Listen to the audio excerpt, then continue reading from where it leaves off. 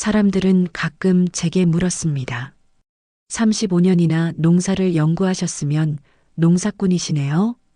저는 그때마다 애매하게 웃으며 대답했습니다. 네, 그렇다고 할 수 있죠. 하지만 그건 거짓말이었습니다. 저는 농사꾼이 아니었습니다.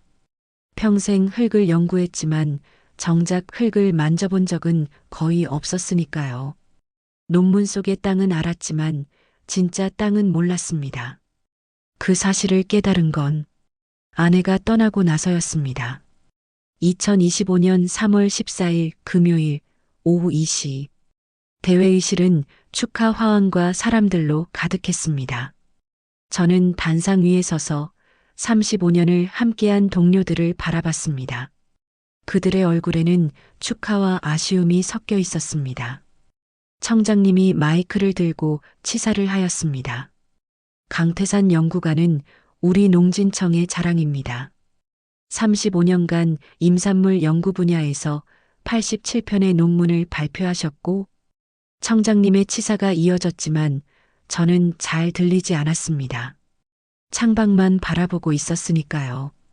창밖에는 봄이 오고 있었습니다. 연구소 뜰의 개나리가 노랗게 피어나고 있었습니다. 아내 수연이가 좋아하던 꽃이었습니다. 매년 봄이면 여보, 개나리 폈어요 하며 손을 잡아 끌던 사람. 이제 그 사람은 없습니다. 2년 전 봄이 오기 직전에 떠났습니다. 여보, 미안해요.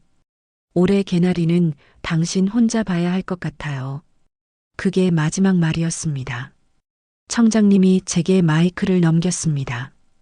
그럼 강태산 연구관님 한 말씀 부탁드립니다. 박수 소리에 정신을 차렸습니다. 저는 마이크 앞에 섰습니다. 준비한 원고가 있었습니다. 감사합니다. 영광이었습니다. 잊지 못할 것입니다. 같은 말들이 적혀 있었습니다. 하지만 제 입에서 나온 말은 달랐습니다. 조용하지만 단호하게 가슴에서 나온 말을 이어갔습니다. 저는 평생 거짓말을 했습니다. 대회의실이 조용해졌습니다. 35년간 농사를 연구했다고 했지만 저는 진짜 농사를 몰랐습니다. 연구실 안의 흙과 밭의 흙은 다르다는 걸 이제야 알았습니다. 청장님의 표정이 당황스러워졌습니다.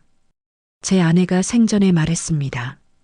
여보, 당신은 언제쯤 진짜 땅을 만져볼 거예요? 저는 그 소리를 들을 때마다 뜨끔했었습니다. 언젠가는 진짜 흙을 만져보고 연구 실적을 설파해 보려고 맘먹었습니다. 이제 저는 그 약속을 지키러 갑니다. 35년 늦었지만 이제라도 진짜 흙을 만지러 갑니다. 그동안 많이 도와주셔서 감사했습니다. 저는 한참 동안 고개를 숙였습니다. 대회의실은 조용했습니다. 그러다 누군가 박수를 쳤습니다. 후배 연구원 김진수였습니다. 박수 소리가 하나 둘 늘어났습니다. 그들이 제 진심을 알아준 걸까요? 아니면 그냥 예의상 쳐준 박수였을까요? 하지만 그건 중요하지 않았습니다.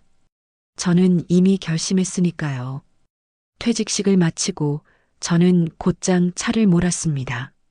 서울 근교의 추모공원 수연이가 잠들어 있는 곳으로 묘비 앞에 무릎을 꿇고 앉았습니다. 사랑하는 아내이자 어머니 박수연. 2년이 지났지만 여전히 믿기지 않습니다. 이 차가운 돌 아래 당신이 누워 있다는 게 당신은 언제나 따뜻했는데 봄처럼 포근했는데 태산이 묘비에 대고 나지막하게 속삭였습니다. 여보, 나왔어. 바람이 불었습니다. 개나리 꽃잎 하나가 날아와 묘비에 내려앉았습니다. 나 오늘 퇴직했어. 35년 다니던 직장, 이제 끝났어. 묘비는 대답하지 않았습니다. 당연한 일이었습니다. 당신 기억나? 맨날 잔소리했던 거. 연구만 하지 말고 진짜 밭도 좀 가꿔보라고 했었지. 논문 속 흙이랑 진짜 흙은 다르다고. 슬픔 웃음이 입가를 스쳤습니다. 맞아. 당신 말이 다 맞았어. 난 평생 책만 보고 연구만 했어. 정작 진짜 땅은 몰랐어. 가방에서 서류 봉투를 꺼냈습니다. 그 안에는 부동산 등기부등본이 들어 있었습니다. 태사는 서류를 묘비 앞에다 놓았습니다. 수연아, 나 집 샀어. 서울 집 팔고 강원도 산골에다. 바람이 살짝 불었습니다. 청송마을이라고 깊은 산속에 있어. 주민이 60명밖에 안 된대. 다들 어르신들이고 젊은 사람은 거의 없대. 목소리가 떨렸습니다. 솔직히 무섭긴 해. 난 농사도 못 짓고 호미질이나 삽질도 못 하는데 그냥 책으로만 모든 걸 알고 배웠는데 걱정이네.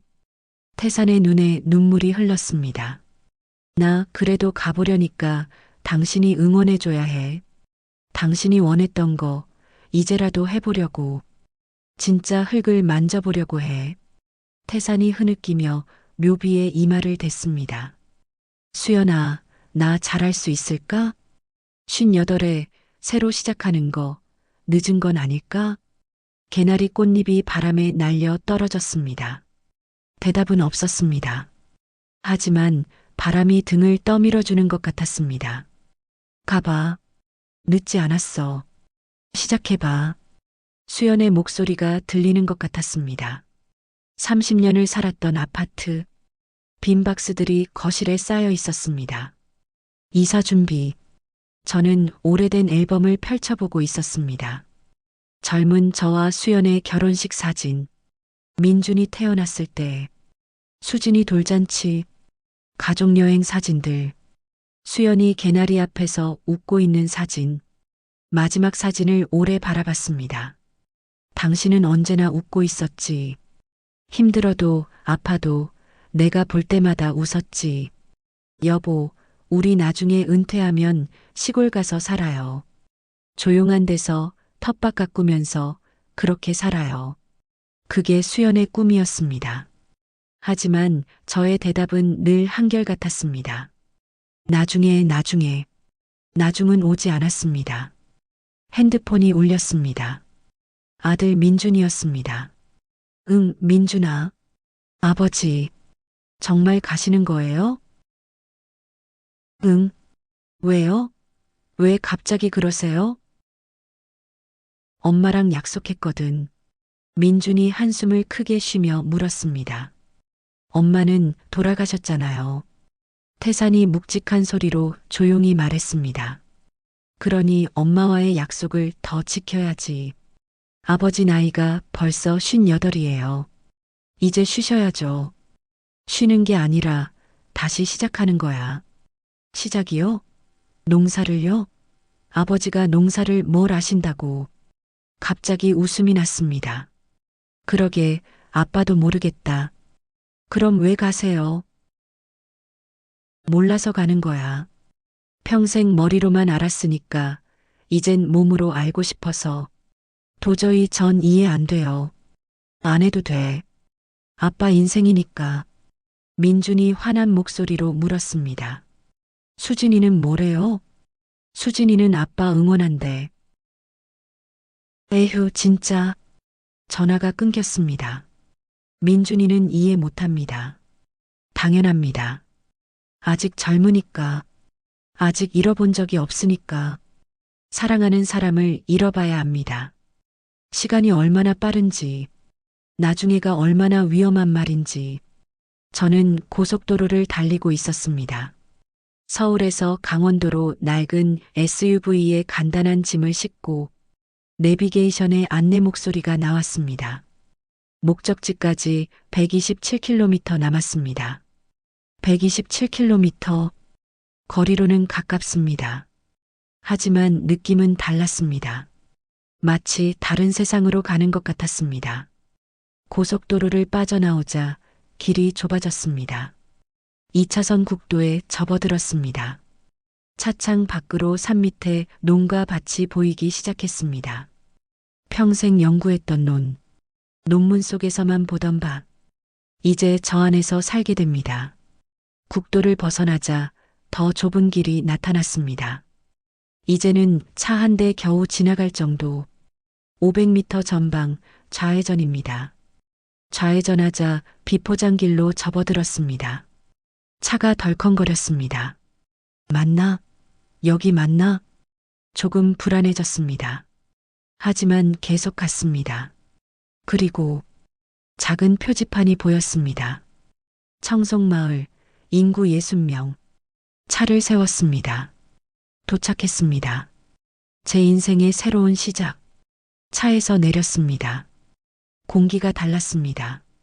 맑고 차갑고 조용했습니다. 주변을 둘러봤습니다. 산으로 둘러싸인 작은 마을.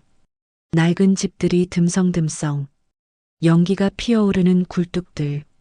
그리고 사람은 보이지 않았습니다. 너무 조용했습니다. 서울은 언제나 시끄러웠습니다. 차 소리, 사람 소리, 공사장 소리. 여기는 새소리와 바람 소리만 들렸습니다. 차를 주차하고 발걸음을 옮겨 마을 안으로 들어갔습니다. 작은 회관이 보였습니다. 청송마을 회관이라는 낡은 간판. 그 옆으로 청송마을 부녀회라는 간판도 보였습니다. 회관 앞 평상에 어르신 몇 분이 앉아 계셨습니다. 회관 앞으로 다가서자 모두 저를 쳐다봤습니다. 시선들이 느껴졌습니다. 낯선 사람을 보는 눈빛, 경계하는 눈빛. 저는 다가가 공손하게 인사했습니다. 안녕하세요. 저 오늘 이 마을에 이사 온 강태산입니다. 마을 이장이라고 밝힌 박만석이 무뚝뚝하게 물었습니다. 누군가 했더니 서울서 온다는 그 사람이구만. 네, 맞습니다. 강태산이라고 합니다. 박만석이 먼 산을 바라보며 시큰둥하게 물었습니다. 강태산 뭐 하던 사람이요? 농촌진흥청에서 연구원 했습니다. 박만석이 코웃음을 쳤습니다. 연구원? 그럼 농사는? 저는 솔직하게 답했습니다. 직접 해본 적은 없습니다. 평상의 어르신들이 서로 눈빛을 교환했습니다. 할머니 한 분이 작게 중얼거렸습니다. 농사도 못하는 양반이 여긴 왜 와? 박만석이 물었습니다. 집은 어디요? 옛날 김시댁 폐가를 샀습니다. 박만석이 눈살을 찌푸리며 말을 이어갔습니다. 거기 20년 넘게 비어 있던데. 네, 잘 고쳐서 살 생각입니다. 그래, 알았어. 가봐. 냉담한 어조였습니다. 네, 다음에 또 인사드리겠습니다. 저는 고개를 숙이고 돌아섰습니다. 환영받지 못했습니다. 예상했던 일이었지만 막상 당하니 마음이 무거웠습니다. 제가 산 집, 아니, 폐가라고 부르는 게 맞았습니다. 처참했습니다. 지붕은 군데군데 구멍이 났고 마당은 잡초로 뒤덮여 있었고 대문은 녹슬어 삐걱거렸습니다. 대문을 밀고 들어갔습니다. 삐걱. 마당은 더 심했습니다. 키 높이까지 자란 풀들. 집 안으로 들어갔습니다. 먼지와 곰팡이 냄새. 깨진 유리창. 낡은 장판. 이게 이제부터 제가 살아갈 집이었습니다. 주저앉고 싶었습니다. 하지만 창문 너머로 산이 보였습니다. 석양에 물든 산. 아름다웠습니다. 연구실에서 본 산과는 달랐습니다. 살아있었습니다. 숨쉬고 있었습니다. 가방에서 아내 사진을 꺼냈습니다. 개나리 앞에서 웃고 있는 수연. 태산이 사진에 대고 속삭였습니다. 수연아, 여기가 이제부터 우리 집이야. 엉망이지? 하. 웃음이 나왔습니다. 슬픈 웃음. 근데 괜찮아. 천천히 이쁘게 고쳐볼게. 당신이 좋아할 만한 집으로 만들어 볼게. 사진을 가슴에 안았습니다. 그렇게 제 새로운 삶이 시작되었습니다. 58세, 늦은 나이, 농사도 모르는 전직 연구원. 하지만 괜찮았습니다. 시작은 늘 서툰 법이니까요. 침낭을 펼쳐 누웠습니다. 전기도 아직 안 들어와서 랜턴 하나만 켜놓았습니다. 조용했습니다. 서울은 밤에도 시끄러웠습니다. 차 소리, 사이렌 소리, 사람들 소리. 여기는 아무 소리도 들리지 않았습니다. 아니, 귀를 기울이니 들렸습니다. 바람 소리, 나뭇가지 흔들리는 소리, 멀리서 부엉이 우는 소리, 자연의 소리였습니다. 눈을 감았습니다. 내일부터 뭘 해야 하지? 답은 없었습니다. 막막했습니다. 하지만 이상하게 설렜습니다. 오랜만에 느끼는 감정, 두려움과 설렘, 그게 섞인 느낌, 살아있다는 느낌, 잠이 들었습니다. 새소리에 눈을 떴습니다. 창문으로 새벽 햇살이 들어왔습니다. 밖으로 나갔습니다. 아침이었습니다. 산 너머로 해가 떠오르고 있었습니다. 황금빛, 연구실 창문으로 본 해와는 달랐습니다. 더 밝고 더 따뜻했습니다. 마당에 서서 깊게 숨을 들이마셨습니다. 공기가 달았습니다. 하늘을 보며 수연을 떠올렸습니다. 수연아, 나 여기 왔어. 이제 시작이야. 바람이 불어왔습니다. 마치 그녀의 대답처럼 그렇게 제 첫날이 시작되었습니다. 청송마을에서의 첫 아침. 무엇이 기다리고 있을까요? 누가 저를 반겨줄까요? 모르겠습니다. 하지만 괜찮습니다. 한 걸음씩 걸어가 보겠습니다. 이 산 아래 작은 마을에서 저의 마지막 인생을, 아니 새로운 인생을 시작해 보겠습니다. 산으로 둘러싸인 마을을 내려다보며 태사는 두 손에 힘을 주었습니다.